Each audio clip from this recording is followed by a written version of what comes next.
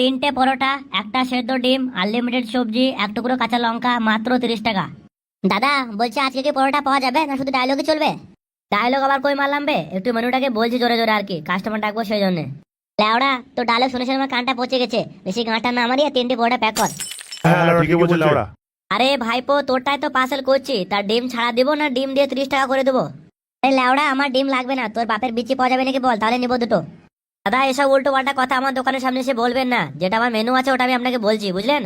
লেওড়া চোদা তোকে আর মেনু বলতে হবে না লেওড়া, গোটা বিশ্বের লোক জেনে গেছে তোর পরোটা 30 টাকা দাম। ফেসবুক খুলে লেওড়া বালের পরোটা 30 টাকা, বাবার বিচি দিয়ে 20 টাকা, লেওড়া মাথাটা পুরো খারাপ হয়ে গেছে। দাদা সবই আপনাদের ভালোবাসা বুঝলেন, এই যে আমার কোনো ফিক্স দোকান নেই, এই ফুটপাতে আমি দোকান লাগাই, এই পাড়া দাদারা আমার সাপোর্ট করেছে বলে দোকানটা আমার আছে, বুঝলেন? গুড মর্নিং ভাই, দুটো পরোটা দিয়ে আমি খেয়ে চলে যাই, তো ডাল আমি পরে শুনে যাবো। আরে দাদা এমন করলে কি করে চলবে, দেখছেন তো কত ফুড ব্লগার আছে, ওরা আমার ক্যামেরা করছে, একটু ওদের কথা সময় দিতে হবে নাকি? তুই ফোন মারা গা, তোর পরোটা আমার লাগবে না, আমি চললাম লেওড়া। ভাইপো বেশি গাঁটটা না চুদিয়ে 3টে পরোটা আমার জন্য প্যাক কর, বাড়ি যাবো আমি, তাড়া আছে। কাকা পার্সেল আজকাল হবে না, মাল শেষ হয়ে গেছে বুঝলেন, 400 পিস পরোটা নিয়েছিলাম সকাল 8টার সময় শেষ হয়ে গেছে। গুড মর্নিং ছেলে, তোর যখন পরোটা শেষ হয়ে গেছে তাহলে এত লম্বা লাইনটা লেগে আছে কেন? আরে চোদ না, এরা কেউ পরোটা কিনতে আসেনি, এরা সব ভিডিও ক্যামেরা করতেছে, সব ফুড ব্লগার বুঝলে। লাউড়া কি হচ্ছে কি এখানে? লাউড়া এত লম্বা লাইন, এই তোমাকে বলছি আমি, এসব হাঁড়ি হাঁটাও, ঠিক আছে? বড় বাবু আমার কাজ হয়ে গেছে, শিয়ালদা ট্রেনটা আসে 11টার সময়, ওটাতে বাড়ি চলে যাবো। সব যাও এখান থেকে, যাও, রাস্তা খালি করো, চলো চলো চলো।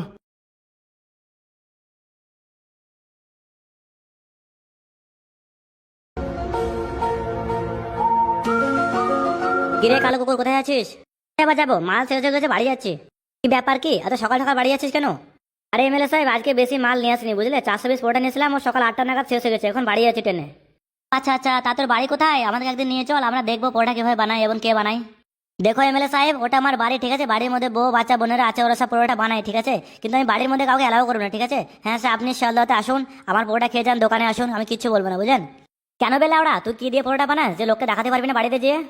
দেখো এমএলএ সাহেব এটা সম্ভব না, কারণ আমি রাত 11টা থেকে ভোর 3টে পর্যন্ত পরোটা বানাই, তারপরে সকালে ফার্স্ট ট্রেন ধরে আমি এখানে আসি, কি করে সম্ভব বলুন তো? আরে লেওড়া সে তো বুঝলাম, কিন্তু তুই যে বলিস আমার পরোটা তেল ছাড়া পরোটা, তা তেল ছাড়া কিভাবে পরোটা হয় বলতো? দেখো এমএলএ সাহেব আমার কাছে অত সময় নেই ঠিক আছে, আমার ট্রেনটা মিস হয়ে যাবে, আমি এখন যাচ্ছি।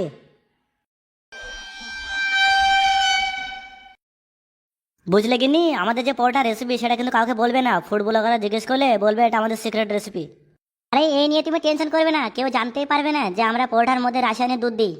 তাহলে ওরা আর রাস্তায় তো কয়েকজন আমাকে জিজ্ঞেস করছিল তোমার পরোটা রেসিপিটা বলো, আমি বললাম টাইম নেই, পরে বলবো। সে তো ঠিক আছে, কিন্তু রাশিয়ান দুধের দাম দিন দিন তো আকাশ ছুঁয়েছে। কেন রে বাড়া, এই তো কয়েকদিন আগে 5,000 টাকা কিলো ছিল। হ্যাঁ ল্যাওড়া, এখন 5,000 টাকা রাসায়নিক দুধ তো দূরের কথা, এখন মুখ তো পাওয়া যাবে না রাশিয়ানির বুঝলে। এ তো বাড়া আচ্ছাই মুশকিলে পড়ে গেছে আমি, এবার পরোটা আমি কি করে বানাবো বলো তো? ল্যাওড়া আমার তো মনে হচ্ছে এসব পরোটার ব্যবসা বন্ধ করে শিয়ালদাতে ফোন মারাতে হবে। ফিগার মারাতে ফোন মারাবো? দুধ তো তোমার কাছেও আছে। ভিডিওটা এটুকুই ছিল, পরের পার্ট দেখার জন্য ভিডিওর মধ্যে 500 লাইক কমপ্লিট করুন।